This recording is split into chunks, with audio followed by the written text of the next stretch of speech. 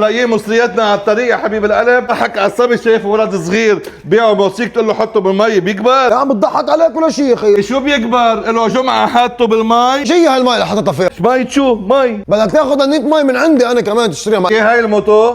حطها بالمي وبس تكبر دق لي تاخذها. ابشر لعيونك. بعد مرور يومين افرجيك انه عم يضحك عليك الزلمه. يا اهلا وسهلا ناطركم انا. شو؟